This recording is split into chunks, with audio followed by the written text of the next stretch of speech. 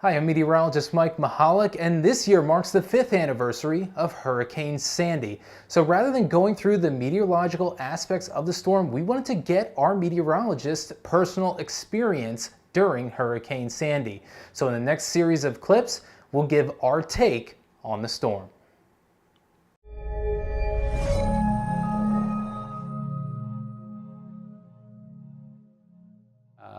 Most memorably was just, this is a storm that we never thought would happen.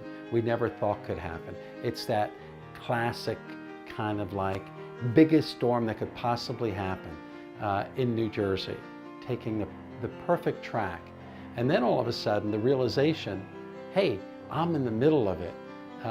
It's coming here, it's affecting our clients, it's affecting my wife, it's affecting my kids, my friends. Yeah, my most memorable experience actually was in our office, and I have this kind of burned-in image of wires all over the floor, and that was basically our way of using the generator, whatever generator power we could get, and whatever internet power we could get, and lines everywhere, wires everywhere, to be able to do our forecasts and consulting and things like that. And I think that that mental image I still have. I could picture exactly where all the wires were at 4 a.m. the next morning after the storm.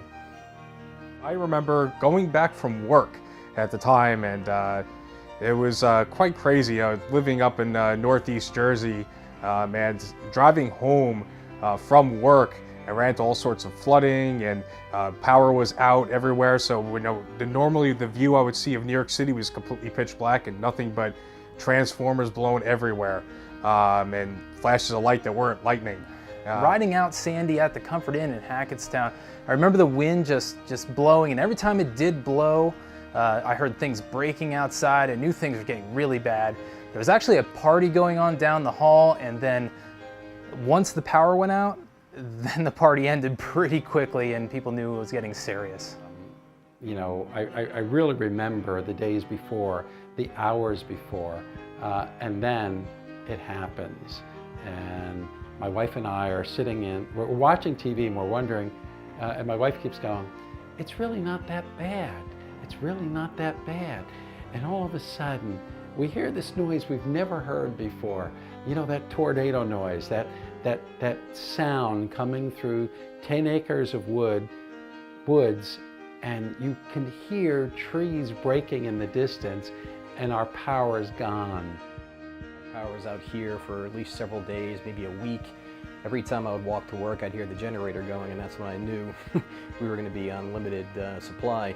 The other part was how people were fighting at the gas stations. The lines were incredible, and then people were running out of gas, and then we'd have to push them up the hill over here. So those two were the most memorable parts. Was at my parents' house in Central Jersey. I remember that afternoon the wind kept ramping up to the point where about 5, 6 o'clock transformers started exploding up the road, and the power kind of flirted for about an hour, and then it finally went out. And it just felt like July 4th, just looking out the window, and it just transformers blowing all over. Looked like a fireworks show basically. And it just sounded like a jet engine outside with the wind. And because it was so dark at that point with all the lights out, we heard glass breaking, and of course my parents were freaking out thinking that, you know, maybe something hit the cars, or, you know, it was our neighbor's house, so her windows were shattering. Hurricane Sandy, well, growing up I spent a lot of time at the New Jersey Shore in Long Beach Island, and my dad lives there now, and one of the biggest reasons I got involved in meteorology and became a meteorologist was weather and coastal interactions, and this storm pretty much had it all. I think, you know, when it hit me, how severe the storm would be was once I realized what the coastal flooding would be, and that it would be historic, and you know, people that I knew, their houses would be flooded, and you know, that obviously happened.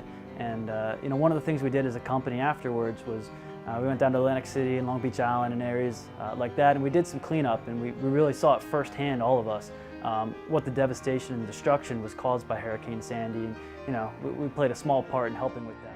I think my most memorable experience from Sandy, I just started, I was 2 days in, I was training, but it was really getting a feel of the staff and getting to bond with everyone when we went to Atlantic City to help clean up.